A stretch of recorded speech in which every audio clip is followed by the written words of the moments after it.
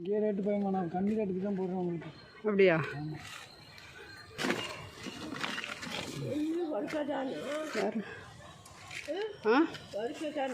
வறுக்கலாம், குழம்பு வைக்கலாம், சூப்பராக இருக்கும். இந்த மீன் 1.5 கிலோ இருக்கா? இங்கே பாருங்க, கூடவே இருக்குண்ணா. 1.5 கிலோ.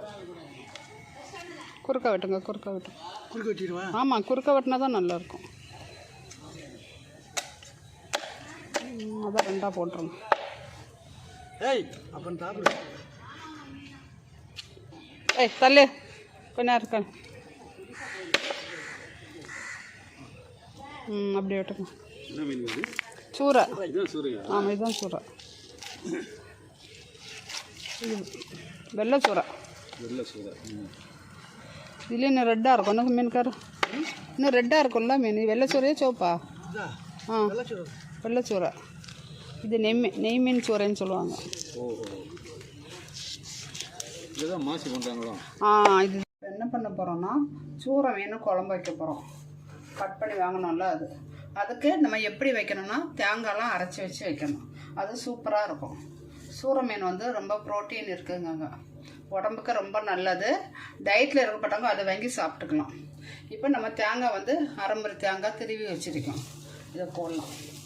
அது கூட ஒரு 10 சின்ன வெங்காயம்.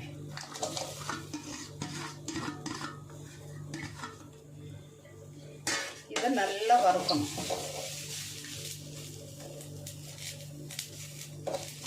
நல்லா சிவப்பாக வறுக்கணும். ஒரு 10 நிமிஷம் சிம்மிலே வச்சு வறுத்தெடுக்கலாம். ஒரு 1/2 ஸ்பூன் மிளகு போட்டுக்கலாம். மிளகு நீங்கள் கூட போட்டுக்கலாம். நான் கொஞ்சம் கம்மியாக போட்டிருக்கேன். உங்களுக்கு தான் தெரியுமே, நான் மிளகு சாப்பிட்டா எனக்கு ஒத்துக்காது. மிளகு, பூண்டு, பாவக்காய், அந்த கசப்பைட்டை எது சாப்பிட்டா கூட என் வயிற்றுக்கு ஒத்துக்க மாட்டேங்குது. அதுக்கு எதாவது மருந்து இருந்தால் கமாண்டில் சொல்லுங்க. இப்போ ஒரு கொத்து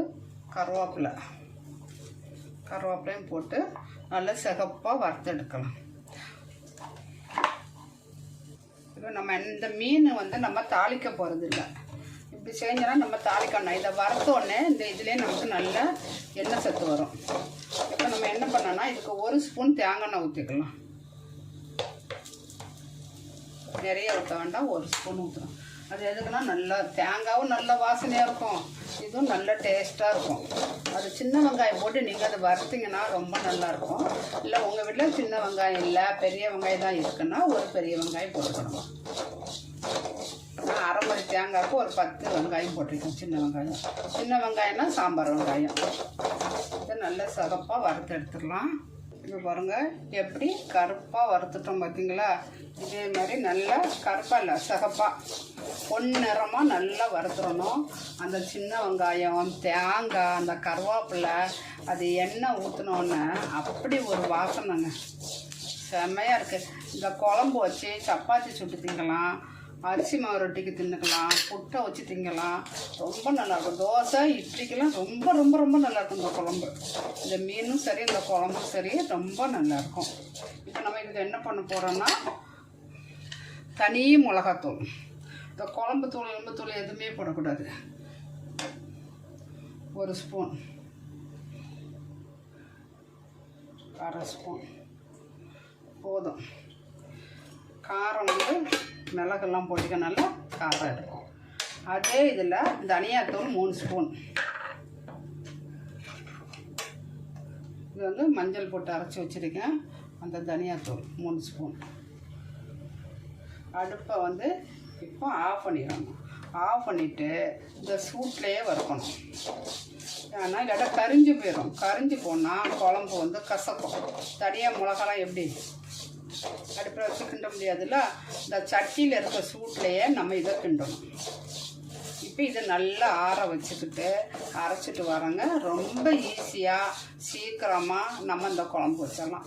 இந்த குழம்பு வத்த குழம்பு கூட இப்படி அரைச்சி ஊற்றினோன்னா ரொம்ப டேஸ்ட்டாக இருக்கும். சின்ன வெங்காயம் போட்டு, பச்சை மிளகா போட்டு, தக்காளி போட்டு அந்த குழம்பு வச்சு பாருங்களேன். அது எங்கள் ஊரில் தீயல்னு சொல்லுவாங்க.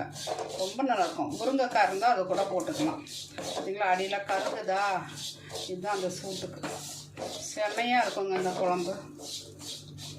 இதை ஆறட்டும். ஆறினோன்னு அரைச்சிட்டு வரலாம். நம்ம என்ன பண்ண போகிறோன்னா, மிக்சியில் தேங்காய் போட்டு அரைக்க போகிறோம். இங்கே பார்த்தீங்களா, நல்லா நைஸாக அரைச்சாச்சு. இதை நல்லா நைஸாக இதை அரைக்கணும். வறுத்த தேங்காய்னால கொஞ்சம் அரையிறதுக்கு லேட்டாகும். இப்போ வந்து நம்ம மசாலா இதில் போட்டாச்சு. இப்போ தேவையான அளவு புளி, ஒரு எலுமிச்சை அளவு புளி எடுத்துக்கிடுங்க. புளியை நல்லா ஊற போட்டு நல்லா கரைச்சிக்கிடுங்க.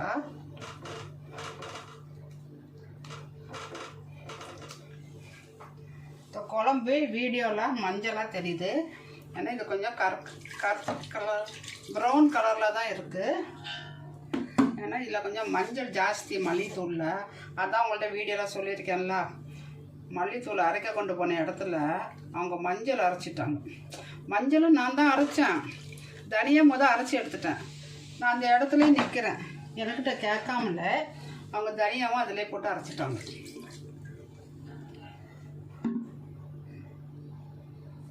இப்போ ஒரு ஸ்பூனு கல் உப்பு போட்டோம். கொதித்த பிறகு பத்தாட்டா நம்ம ரெண்டாவது போட்டுக்கலாம். இப்போ குழம்பு கொதித்தோடனே நம்ம மீனை போட்டுக்கலாம். இதை தாளிக்கணும்லாம் கிடையாது. இதுக்கு புளி இருக்கான்னு பார்த்துக்கலாம். உப்பு காரம் புளி கரெக்டாக இருந்தால் தானே மீன் குழம்பு நல்லா இருக்கும். அது உங்களுக்கே தெரியுமில்லப்பா, காரம்லாம் இருக்குது. அதான் கரெக்டாக ஒரு லெமன் அளவு புளி எடுத்துக்கிட்டிங்கன்னா கரெக்டாக இருக்கும். இது நம்ம தாளிக்க இல்லதில்ல, நம்ம வந்து பச்சை கருவேப்பிலை போட்டு நம்ம வந்து தேங்காய் கூட போட்டு வறுத்தோம். அது கூட திருப்பியும் கொஞ்சம் இது நல்லா கொதிக்கட்டும். கொதிச்சாதான் கல் உப்பெல்லாம் கரைஞ்சி எப்படி இருக்குன்னு நமக்கு தெரியும். பாருங்கள், குழம்பு இவ்வளோ கட்டியாக இருக்கா, மீன் போட்டால் கொஞ்சம் தண்ணியாகிடும். இப்போ நம்ம வந்து குழம்பு கொதிக்கணும்னு அவசியமே கிடையாதுங்க. இதுலேயே நம்ம மீனை போட்டுடலாம். இது எப்படி நம்ம போடுவோன்னா, குழம்புக்கு வந்து வால் கொழு தலை இதெல்லாம் போட்டு குழம்பு வச்சா ரொம்ப டேஸ்ட்டாக இருக்கும். குழம்பு கூட எப்போவுமே மீன் தலை போட்டு தாங்க வைக்கணும். ரொம்ப ரொம்ப ரொம்ப டேஸ்ட்டாக இருக்கும். ஸோ இதை வந்து தலை பாருங்கள், மீன் தலை. நான் மீன் குழம்பு தலை கூட போட்டு வச்சுருக்கேன். இது வந்து அந்த மீனில் உள்ள பூ, இந்த பூ கூட நீங்கள் குழம்புல போட்டு பாருங்களேன். என்னடா இதெல்லாம் போடுறாங்கன்னு நினைக்கிறீங்களா? ரொம்ப டேஸ்ட்டாக இருக்குங்க. இது வந்து சூரைன்னு சொன்னால் சகப்பாக இருக்கும். இது வந்து வெள்ளை சூரை. இது நல்ல டேஸ்ட்டாக இருக்கும். பாருங்கள், வால் தலை பூவு. இது வந்து வயிற்றடி பக்கம்.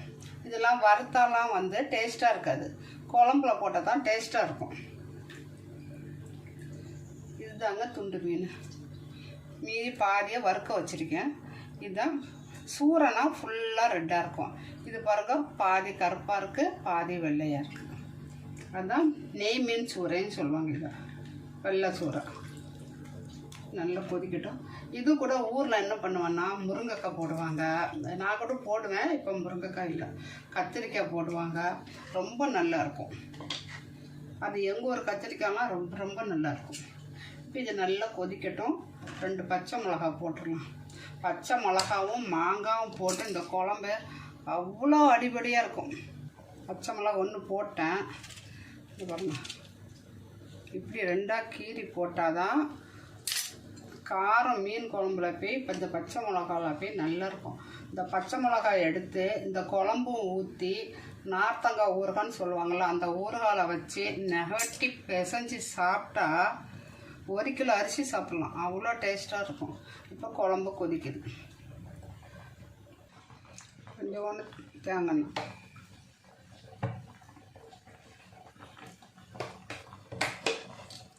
இப்போ குழம்பு மீன் போட்டுட்டோம். நல்லா கொதிக்குது பார்த்தீங்களா?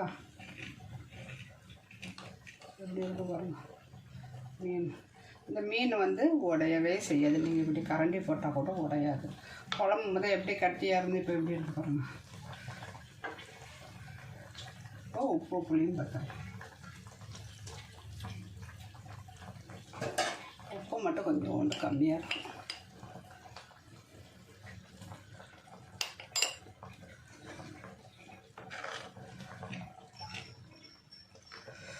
சூப்பரான சூரை மீன் வறுத்தரைச்ச குழம்பு. என் சேனலுக்கு லைக் பண்ணுங்கள், ஷேர் பண்ணுங்கள், சப்ஸ்கிரைப் பண்ணுங்கள், பக்கத்தில் இருக்க பெல் பட்டனை கிளிக் பண்ணுங்கள். இதே மாதிரி நீங்கள் செஞ்சு சாப்பிட்டுட்டு யாராவது கமெண்டில் போடுங்க. யாரும் இல்லை, எல்லாருமே இதை பார்த்துட்டு இந்த வீடியோ பார்க்கப்பட்டவங்க அவ்வளோவரும் பார்த்துட்டு போடுங்க.